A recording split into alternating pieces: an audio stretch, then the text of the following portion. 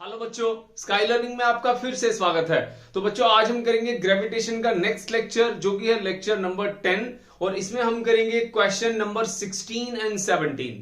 तो आज का जो हमारा टॉपिक है बच्चों, वो है एक बाइनरी स्टार सिस्टम के ऊपर। तो बाइनरी स्टार सिस्टम पे एक क्वेश्चन आया था 2021 के अंदर, जेई 2021 में एक क्वेश्चन आया था बच्चों।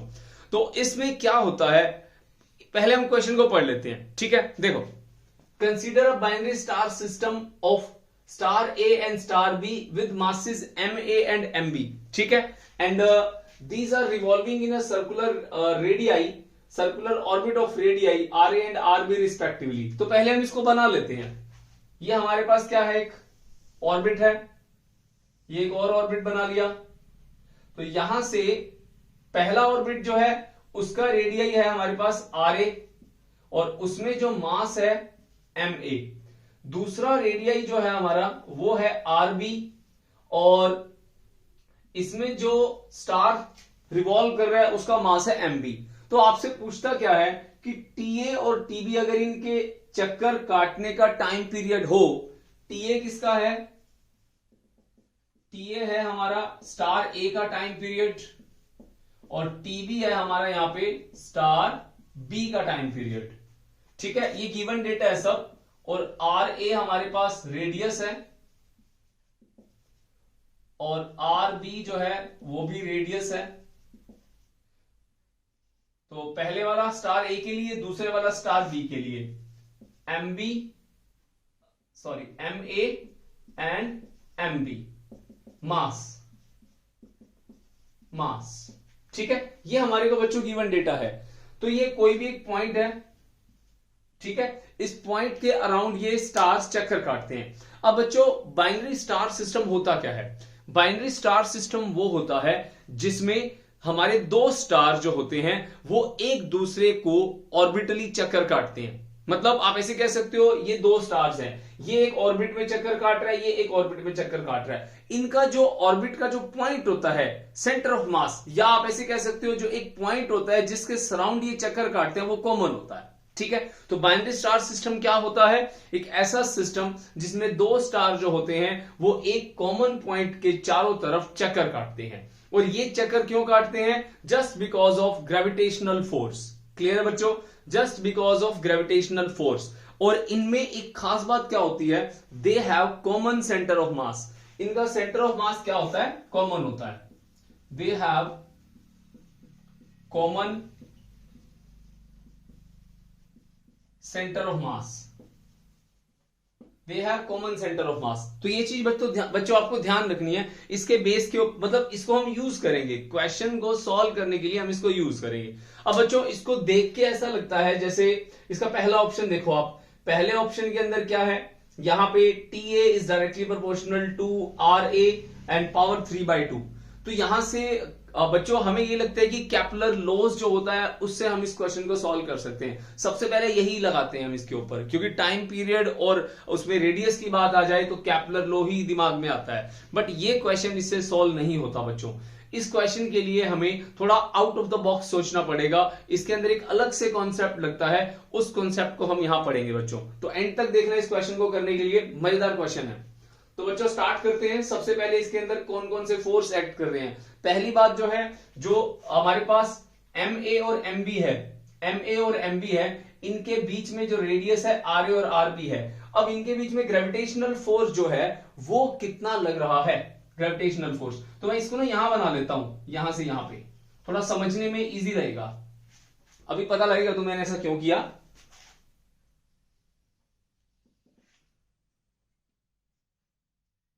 ठीक है, तो ये दोनों के बीच में डिस्टेंस हो गया। तो पहली चीज, gravitational force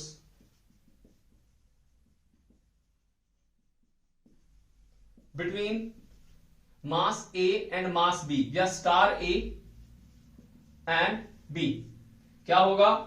F gravitational is equals to G mass of A mass of B divide by R का स्क्वायर। अब यहां पे जो R है ना बच्चों, ये जो R है वो इन दोनों के बीच का डिस्टेंस है।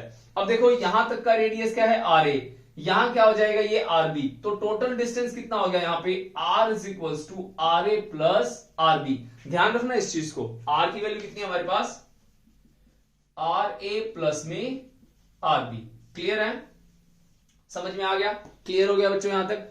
दूसरी चीज, अब आपको पता है इसको, इस तरह के मैं पहले भी काफी क्वेश्चंस डिस्कस कर चुका हूं जिसमें पार्टिकल्स रोटेट कर रहे हैं या सर्कुलर पाथ में मूव कर रहे हैं, वो just because of gravitational force, यहां पे सेंट्रीपिटल फोर्स अराइज होता है। ये कॉन्सेप्ट अगर आपने मेरे पीछे वाले वीडियोस देखे हैं लेक्चर्स के, तो उनमें मैंने ये कॉन्सेप्ट कई बार बताया है। ठीक है, जैसे speed of the particles find out करना है, 4 पार्टिकल्स हमने एक सर्कुलर पाथ में डाल दिए तो ग्रेविटेशनल फोर्स से उनकी स्पीड क्या होगी, इस तरह के क्वेश्चंस मैंने इसमें डाल रखे हैं। तो आप प्लेलिस्ट को जाकर के चेक कर सकते हो, तो उसमें आपको दिख जाएगा कि ये क्वेश्चन कैसे सोल्व होते हैं, मतलब इस तरह का कॉन्सेप्ट कैसे लगाते हैं। क्लियर है, अब देखो यहां पे सेंट्रीपिटल फोर्स लग रहा है, तो अगर मान लो मैं बात करूं पार्टिकल ए के ऊपर, तो फोर्स सेंट्रीपिटल 1, तो सेंट्रीपिटल फोर्स पहले पार्टिकल पे कितना लग रहा है, m मास ऑफ ए, और v स्क्वायर मतलब v1 हो गया हमारा इसका v1, तो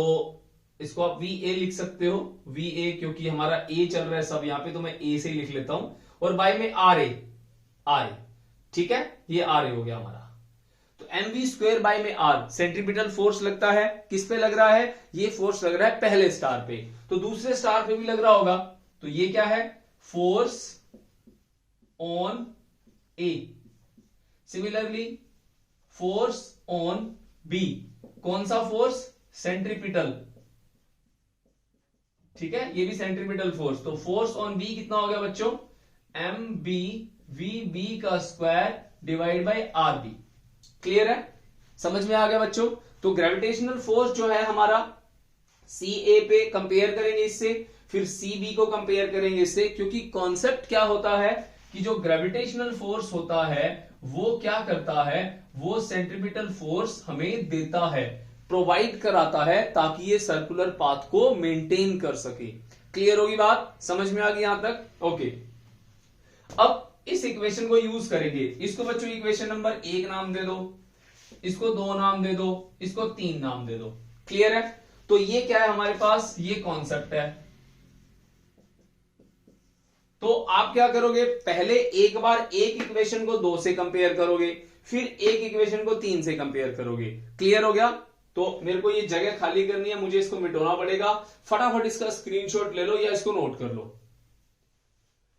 ठीक है, कर लिया, तो देखो बच्चों, तो क्या करेंगे, सबसे पहले हम 1 इज इक्वल टू 2, तो क्या होगा बच्चों, m a v a का square divide by r a is equals to gravitational force. उसके बाद 1 को 3 से कंपेयर कर लो, 1 इज इक्वल्स टू 3, तो मुझे इसको मिटाना पड़ेगा बच्चों, तो ग्रेविटेशनल फोर्स की वैल्यू क्या हो जाएगी, ग्रेविटेशनल फोर्स कितना हो गया, एम बी वी बी का square divide by R B is equals to F G. तो अगर मैं देखूं इसको, इक्वेशन नंबर मैं नया नाम दे सकता हूं, 3 तक मैं दे चुका हूं, इसको 4 बोल दो, इसको 5 बोल दो। क्लियर है, थोड़ा इजी रह जाता है नंबर से ना। अब 4 और 5 को अगर हम कंपेयर करते हैं, तो इसकी राइट हैंड साइड इक्वल है, तो लेफ्ट हैंड साइड भी हमें इक्वल लिखनी होगी। ठीक है, फ्रॉम 4 and 5 क्या होगा बच्चों, 4 and 5 right hand side equal है, so M A V A का square divide by R A is equals to M B V B का square divide by R B. Clear है, अब वेलोसिटी की value कैसे निकालते हैं। अब देखो बच्चों, चक्कर काट रहा है ये एक, ठीक है, टाइम पीरियड हमें पता है कि टी ए बोल रहा है, तो टाइम पीरियड हमें पता है टी ए है, चक्कर काट रहा है, रेडियस हमें पता है, पहले का आर ए है, दूसरे का आर बी है, तो वेलोसिटी कैसे निकालते हैं, वेलोसिटी इज इक्वल्स टू हमारा, या speed equals to distance by में टाइम। तो क्या कैसे निकालते हैं स्पीड, डिस्टेंस कितना है 2 pi are divide by time. अगर मैं ए की बात करूं तो यहां ए आ जाएगा, यहां भी ए आ जाएगा। ठीक है। बी की बात करता हूं तो वी बी की वैल्यू कितनी हो जाएगी 2 pi R B divide by T B. तो बस अब इसकी वैल्यू पुट करो, इसकी वैल्यू पुट करो, ठीक है। साथ साथ नोट करते रहना, ठीक है, क्योंकि इतनी जगह नहीं है। साथ साथ नोट करते रहना ताकि आप इसको मैच कर सको कौन से स्टेप के बाद कौन सा आया था। क्लियर है? अच्छा, अब पुट करो वेलोसिटी की वैल्यू, इसमें स्पीड की value M A V A कितना है 2 pi R A divide by T A, इसका स्क्वायर कर दिया, डिवाइड बाई क्या हो गया आर ए हो गया, equals to M B 2 pi R B divide by T B, इसका स्क्वायर हो गया, डिवाइड बाई आर बी हो गया। क्लियर है? अब यहां पे जो कटता है उसको काट देंगे, बाकी जो होंगे उसको हम यूज करेंगे। तो देखो बच्चों क्या होगा यहां पे M A 4 pi square R A का square divide by T A का square R A equals to M B 4 pi का स्क्वायर आर बी का square divide by T B का स्क्वायर आर बी। क्लियर है?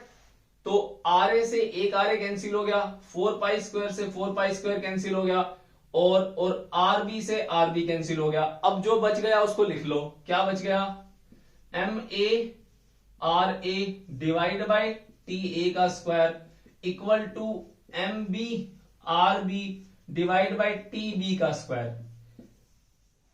अब यहां तक हम पहुंच जाते हैं, उसके बाद क्या? अब यहां तक पहुंचने के बाद हमें क्या करना है, हमें यहां तक पहुंचने के बाद सेंटर ऑफ मास के कॉन्सेप्ट को यूज करना है। Centre of mass of the two particles उसको यूज करेंगे, क्योंकि हमारा यहां पे जो पोजीशन ऑफ सेंटर ऑफ मास है वो हमारा यहां पे कॉमन है दोनों का, तो उससे हम लोग एक इक्वेशन बनाएंगे। ठीक है, तो उसको एक बार कॉन्सेप्ट को पढ़ेंगे, उसके बाद हम इसको सॉल्व कर सकते हैं। ठीक है, तो यूज करेंगे सेंटर ऑफ मास। तो हमें पता है कि position of centre of mass कैसे निकालते हैं, position of centre of mass R centre of mass m1, मतलब अगर मैं बात करूं यहां पे m1 की जगह ma ले लेता हूं, ma आर ए प्लस में mb आर बी बाय में ma प्लस mb। अब हमारा यहां पे सेंटर ऑफ मास जो है वो ओरिजिन है। देखो ये हमारा एक स्टार है यहां पे और दूसरा स्टार है मान लो यहां पे, तो ये इसके अबाउट घूम रहा है, ये इसके अबाउट घूम रहा है, तो हमारा सेंटर ऑफ मास का जो पोजीशन है वो क्या है हमारा ओरिजिन। ओरिजिन से लेते हैं तो ये क्या हो जाएगा 0। क्लियर हो गया? तो पुट कर दो आर सेंटर ऑफ मास को 0। तो अगर हम इसको 0 पुट करते हैं तो ये वाली टर्म यहां पे आगे 0 हो जाएगी, इसको 0 पुट करो, 0 is equals to ma R A plus mb R B. तो ये वाली टर्म यहां पे 0 हो गई, तो ये वाली टर्म यहां पे आगे क्या हो जाएगी माइनस। ठीक है, तो ये हमारे पास क्या मिल गया, जो हमारा यहां पे डिस्टेंस का ratio is equals to mass के रेशियो के इक्वल आता है। तो यहां पे मैं इस नेगेटिव साइन को मोड में ले रहा हूं, क्योंकि यहां पे मैं सिर्फ और सिर्फ मैग्नीट्यूड ले रहा हूं, स्केलर क्वांटिटी डिस्टेंस। क्लियर है? अगर मैं इस चीज को देखूं ma R A is equals to mb R B, तो ma आर बी किसके होगा, कैंसिल हो जाएगा। अगर ये कैंसिल हो जाएगा तो हमारे पास लास्ट क्या बचता है इसके अंदर, फाइनल रिजल्ट। फाइनल रिजल्ट क्या बचता है, T A is equals to T B, T A is equals to T B. तो इसको अगर देखो तो इन ऑप्शन में से कौन सा ऑप्शन मिलता है आपको, सी ऑप्शन। तो C option is the correct option. Clear हो गया? ये आपका फाइनल रिजल्ट आ गया कि टाइम पीरियड क्या होगा, दोनों का सेम होगा, because they have common centre of mass. Clear हो गया बच्चों? समझ में आ गई ये बात? फटाफट इसको नोट करो। ठीक है, कोई भी चीज समझ में नहीं आ रही आप कमेंट सेक्शन में कमेंट कर सकते हो, और इसको पीछे जाओ दोबारा धीरे धीरे देखो, हर एक चीज को ध्यान से समझो मैंने क्या क्या किया है, कैसे मैंने ग्रेविटेशनल फोर्स लिया, ठीक है, जो कि डिस्टेंस हमारा R A plus R B बना। उसके बाद सेंट्रीपिटल फोर्स को कंपेयर करा ग्रेविटेशन से, क्योंकि ग्रेविटेशनल फोर्स ही तो अराइज करता है सेंट्रीपिटल फोर्स को। तो दोनों में कॉमन पॉइंट क्या है, ग्रेविटेशनल फोर्स, और centripetal force gravitational force centripetal force, तो लेफ्ट हैंड साइड दोनों की बराबर हो गई तो राइट हैंड साइड क्या हो जाएगी, बराबर ही होगी। ठीक है, वो देख लेना लेफ्ट कौन सी राइट कौन सी। क्लियर है? ओके, उसके बाद अगला क्वेश्चन क्या है बच्चों, एक लाइट प्लेनेट है which is revolving around a massive star in a circular orbit of radius R with a period of T. ठीक है, डेटा लिख लेता हूं, इसको रब कर देता हूं।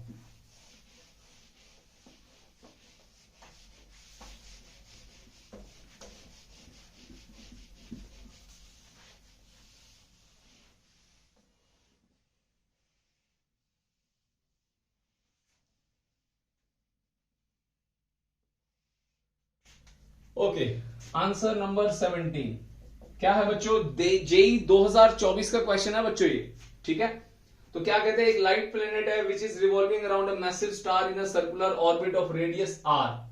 रेडियस दिया हुआ है आर, ठीक है, और टाइम पीरियड दिया हुआ है, time period is equals to T, और if the force of attraction between the planet and the star, force of attraction, देखो ये सर्कुलर ऑर्बिट है, ठीक है, तो यहां पे कोई भी एक स्टार है और यहां पे एक प्लैनेट है P, इसका रेडियस है R, तो कहते हैं कि जो फोर्स है which is directly proportional to R power -3/2, force of attraction, force of attraction मतलब ग्रेविटेशनल फोर्स, तो gravitational force is directly proportional to R power -3/2, then choose the correct option between them, कि time period की value इनमें से किसके equal होगी।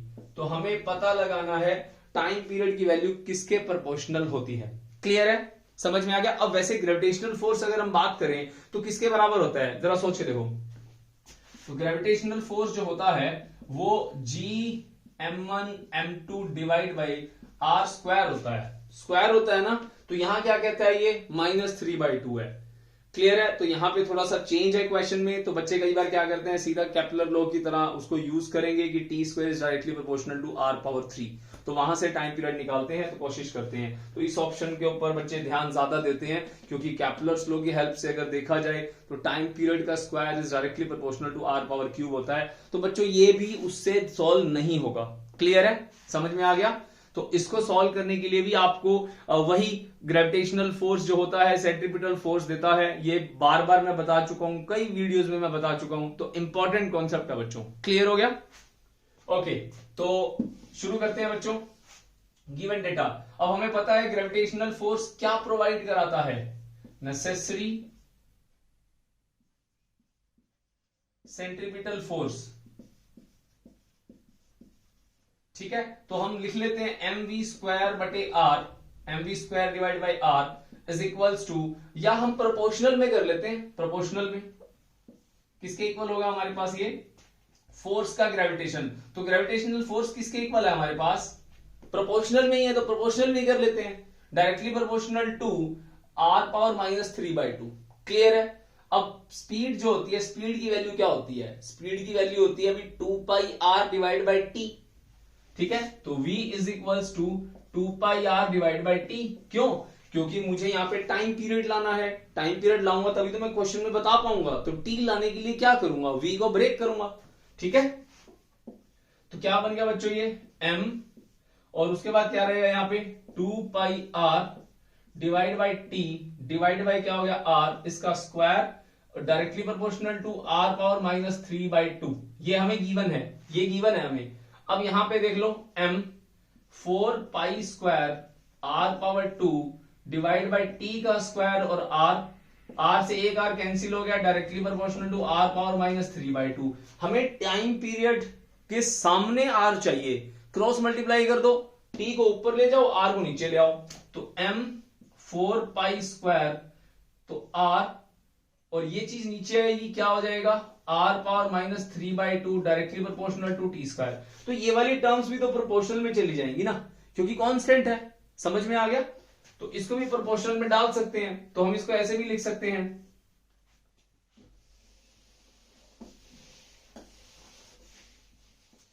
कि T square is directly proportional to r, और ये पावर ऊपर चली जाएगी +3/2, बेस सेम है, T square is directly proportional to R power 1 plus में 3/2, तो T square is directly proportional to R power 5/2। तो मैंने तो क्वेश्चन मिटा दिया, ध्यान नहीं दिया ऑप्शन में। आप वीडियो को बैक करके जाकर के देख सकते हैं इसमें कौन सा ऑप्शन था, ये पहले के था, दूसरा, तीसरा या चौथा, जो भी ऑप्शन था ये हमारा आंसर है। T square is directly proportional to R power 5/2। तो आई होप आपको ये समझ में आ गया होगा किस तरह से क्वेश्चन सॉल्व करने हैं। So always remember one thing, there is a gravitational force, attractive force, जो कि सेंट्रीपिटल फोर्स देता है, जिसकी वजह से ये घूमते रहते हैं। क्लियर हो गया बच्चों? तो इस कॉन्सेप्ट को भूलना नहीं, बार बार इसके वीडियो बना रहा हूं मैं, तो ये कॉन्सेप्ट बहुत इंपॉर्टेंट है। ठीक है बच्चों, अब मिलते हैं अगले वीडियो में, तब तक के लिए बाय बाय, टेक केयर।